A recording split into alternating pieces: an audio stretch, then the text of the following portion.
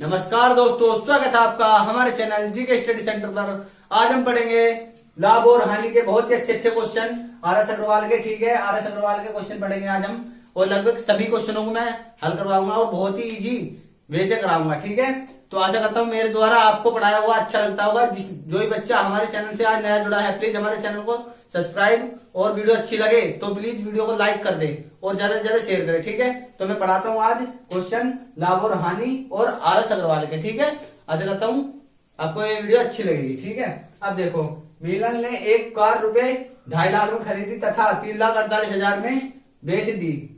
उसे कार पर कितने प्रतिशत लाभ हुआ? कितने प्रतिशत? जब भी प्रतिशत पूछेगा आपसे तो प्रतिशत में कैसे करेंगे। ठीक है, सबसे पहले तो आप एक चीज नोट कर लो, लाभ जो होता है हमेशा विक्रय मूल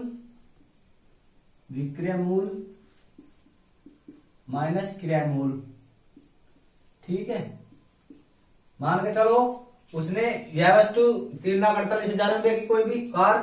ठीक है, जो क्या है क्रय मूल है, और ये 2.5 लाख क्रय मूल है और ये विक्रय मूल है, तो तभी तो आएगा लाभ। और हानि जो होती है, हानि बराबर जो होती है, हानि बराबर बता रहा हूं मैं। ठीक है, हानि बराबर होती है क्रय मूल माइनस विक्रय मूल। ठीक है, ये चीजें नोट करते चलना है और एक नोट बना लो। ठीक है, अगली बात क्या है, देखो, जो लाभ या हानि होगी, ठीक है, वो लाभ या हानि होगी ना, वो हमेशा क्रय मूल पर होगी। मान लो जैसे अगर लाभ हो रहा है, लाभ बराबर होगा, बट यहां लिखेंगे क्रय मूल हमेशा क्रय मूल पे ही होगा, लाभ और हानि भी। ठीक है, और यहाँ पे जो हमारा लाभ या हानि आ रहा है, ठीक है, आई होप समझ में आया होगा, जो भी हमें लाभ या हानि आया होगा। ठीक है, अगली बात अब मैं कराता हूं क्वेश्चन।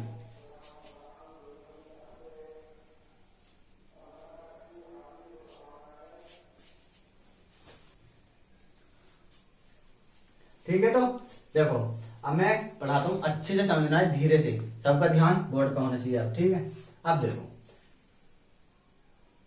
लाभ बराबर क्या बताया था मैंने, अब देख आपको दिख ही रहा होगा यहाँ, जब उसने 2.5 लाख में खरीदी है और 3,48,000 में बेची तो लाभ ही हो रहा है। तो लाभ बराबर क्या होता है, विक्रय मूल्य माइनस क्रय मूल्य। ठीक है, क्रय मूल्य, अध्य बच्चों को तो यही नहीं पता होगा कि ये क्रय मूल्य और विक्रय मूल्य होता क्या है। देखो, क्रय मूल्य तो होता है, जो क्रय मूल्य है, क्रय मूल्य तो कहते हैं उसे जिस पर वस्तु खरीदी गई। ठीक है, कुछ भी सामान आपने खरीदा उसको कहते हैं क्रय मूल्य। और जो विक्रय का मतलब होता है जिस पर आपने वस्तु है बेच दी, बेचने पर लाभ या हानि हुई, उसको कहते हैं विक्रय मूल्य। ठीक है, इतनी बात आपको समझ में आ गई होगी। ठीक, उसके बाद लाभ हुआ है, हमें पता है। अब देखो 3,48,000 है, ठीक है, माइनस क्रय मूल्य कितना है, 2.5 लाख। ठीक है, अब देखो हमें सीधा सीधा पता चला है, 50,000 इसमें डाल लो तो 98,000 का लाभ हो रहा है। ठीक है, कितने का लाभ हो रहा है, 98,000 का। ठीक है, इतनी बात समझ में आ रही होगी कैसे करा है। ठीक है, इसमें से इसे घटाया है। उसके बाद अब क्या करेंगे, किस पर हमें ये लाभ या हानि हुई है, 2.5 लाख पे तो हुई है, यहां 2.5 लाख लिख देंगे। ठीक है, और परसेंट के लाख गुना काय के लगाएंगे 100 लगा, तो यहां परसेंट का चिन्ह लग जाएगा। ठीक है, अब देखो 1 2 खत्म, 1 2 ये कितना आ गया, 980/25। ठीक है, इसको हल करेंगे जब हम 980 को और 25 को, 980 25 थी 75, 8 में से 5 गए 3 और 9 में से 7 गए 2, 30। ठीक है, और 25 अट्ठे 25 निम्मा चला दो। ठीक है, 9 पंजे 45 का 5 का, 80 लगा 4, 9 दूनी 18 4 22। ठीक है, तो ये कितना बचा? अब 10 में से 5 गए 5 ही बचा, पॉइंट लगा के 0 डाली, 25 दूनी 50। ठीक है, कितना आया? 39.2% क्या हुआ? उसे लाभ हुआ। ठीक है, लाभ। क्वेश्चन में आपको घुमा के देगा, घुमा भी सकता है आपको, वहां पर 39.2 दो जगह लिखा मिलेगा, लेकिन आपको ये भी देखना है लाभ लिख रहा है या हानि। जहां लाभ हो रहा है तो लाभ ही देना है ऑप्शन में, और हानि है तो हानि देना है। ठीक है, इतनी बात समझ में आ गई होगी। नेक्स्ट क्वेश्चन उतारता हूं अच्छा सा। नेक्स्ट, ठीक है, नेक्स्ट क्वेश्चन है, एक व्यक्ति कुछ वस्तुएं रुपए P प्रति दर्जन के भाव से खरीदता है तथा रुपए 8 P/8 प्रति वस्तुओं के भाव से बेच देता है, उसका लाभ प्रतिशत कितना है? ठीक है, देखो P प्रति दर्जन यानी कि उसने P रुपए में कितनी वस्तुएं खरीदी? 12। ठीक है, और P/8 का मतलब P रुपए में 8 बेच रहा है, यानी कि P में कितने बेच रहा है? 8। हमेशा एक चीज ध्यान देनी है आपको, वस्तुएं कम देने पे हमें ज्यादा लाभ होगा। ठीक है, वो सॉरी, वस्तुएं कम देने पे लाभ होगा ज्यादा, और रुपये जो है ज्यादा लेने पर होगा। इतनी बात समझ में होगी कि वस्तुएं हमें कम देनी है। ठीक है, अब देखो, और हमेशा वस्तु पे अगर कुछ भी चीजें वस्तुओं में है, उस पर जो लाभ होगा ना वो कम वाले पे ही होगा हमेशा। ठीक है, ये ध्यान देना है। अब देखो यहाँ पर इनका डिफरेंट कितना है? 4 का, यानी कि 4 का लाभ हो रहा है कितने पर? 8 पर। ठीक है भाई, 4 केलों का लाभ हो रहा है, केले मान लो है, कुछ भी मान लो, वस्तु मान लो, 4 वस्तु का लाभ कितने पर हो रहा है? 8 पर ही तो हो रहा है। ठीक है, क्योंकि वस्तु कम देने पर लाभ होता है, तो कम पे लिखने का 8 पर, इस बार 12 पे नहीं रखना। ठीक है, और प्रतिशत के लिए गुना 100। ठीक है, अब देखो 4 दूनी 8 और ये हो गया 50। ठीक है, 25 दूनी और सॉरी 50 हो गए। अब देखो ये हो गया 50% लाभ। ठीक है, आई होप समझ में आया होगा। देखो हमें क्या सीखना है कि हमें कम वस्तु देने पर लाभ होगा। ठीक है, तो कम वस्तु, कितने वस्तुओं पर लाभ हुआ हमें? 4 का, 8 पर ही तो लाभ हुआ है। 8 वस्तु दी हमारी थी, 8 वस्तु तो हमने पैसे दिए हैं उन्हें। ठीक है, इतनी बात समझ में आगे होगी कि 8 वस्तु के हमने पैसे दिए हैं। ठीक है, तो आई होप समझ में आया होगा। नेक्स्ट क्वेश्चन,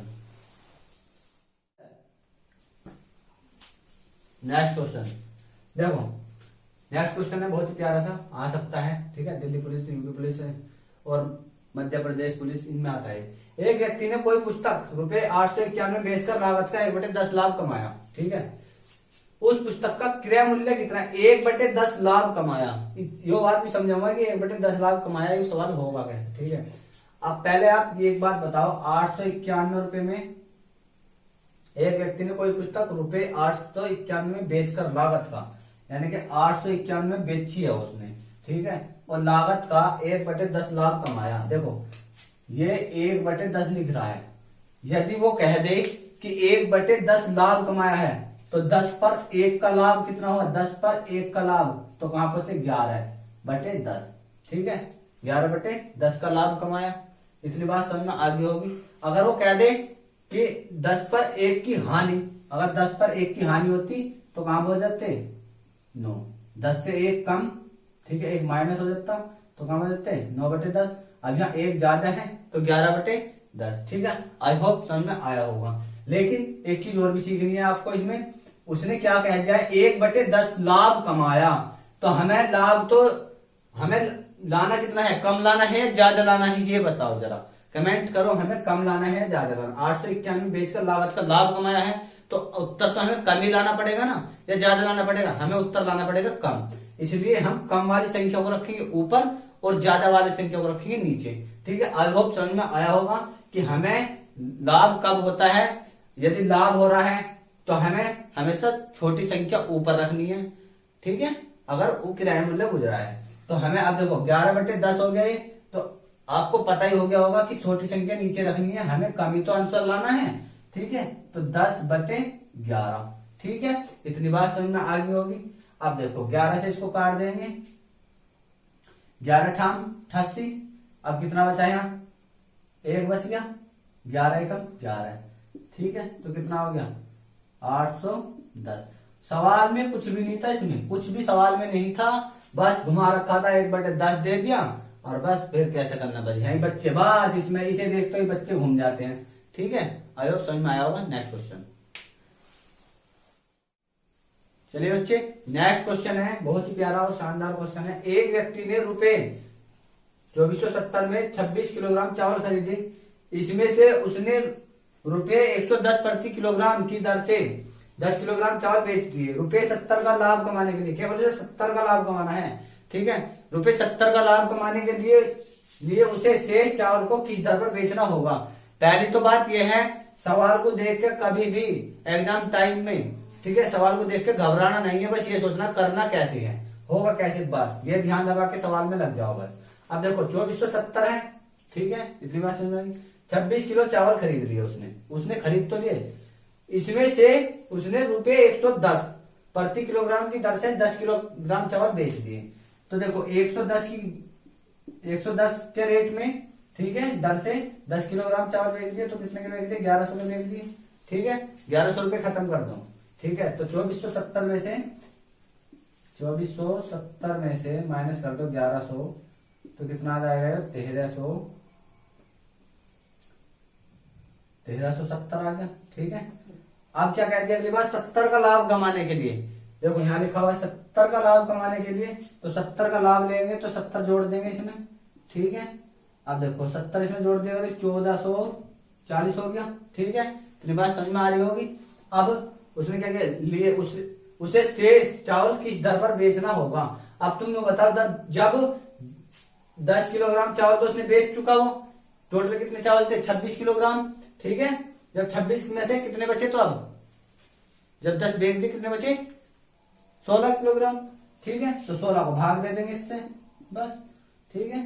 16 निम्मा 144, कितना आ गया 90 रुपए प्रति केजी।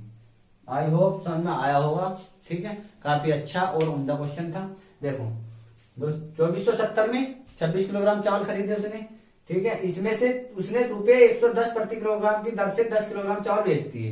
10 किलोग्राम चावल बेच दिए तो 110 है, ठीक है, और 10 किलो 1100 रुपए के हो गए, इसमें से माइनस कर दो। 2470 में से ही तो कम होंगे, ठीक है। 24 तो 1100 बेच दिए तो 1370 बचे। अब 70 का लाभ कमाना है तो 70 ऐड कर दो, तो कितने हो गए 1440।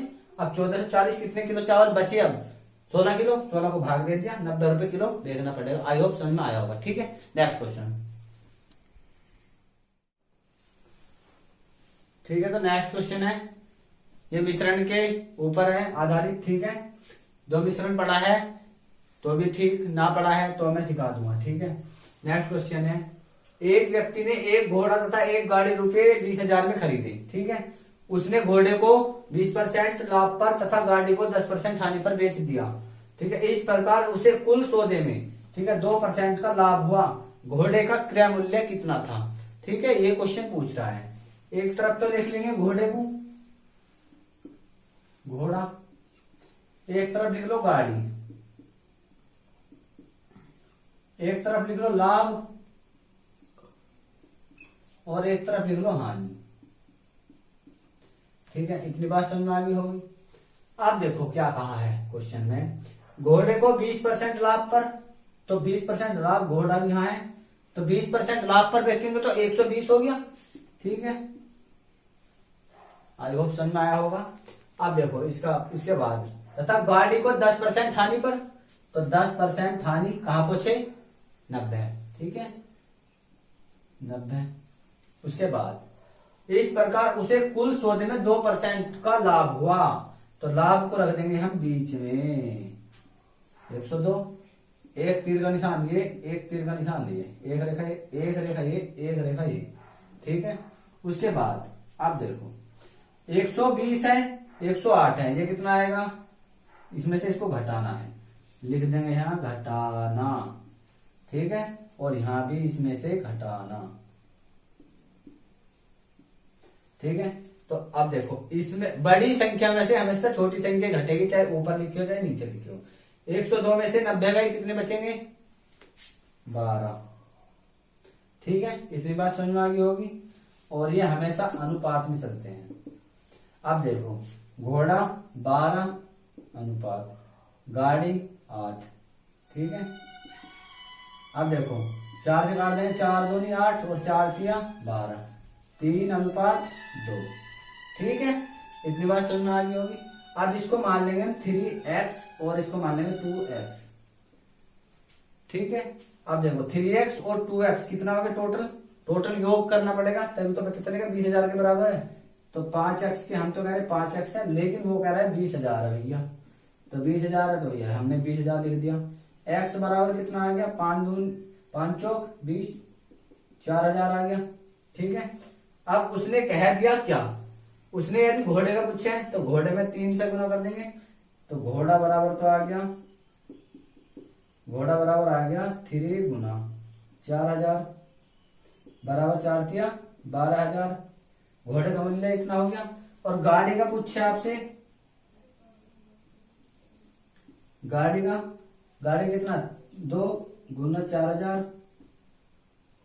बराबर 4 दूनी 8,000, ठीक है। टोटल कर लो 20,000 ही आएगा। आई होप समझ में आया होगा। यदि हम इन्हें ऐड भी करते हैं तो भी 20,000 आ रहा है, ठीक है। 12,000 घोड़े को और गाड़ी को कितने में 8,000 में बेच दिया। आई होप समझ में आया होगा। Next question.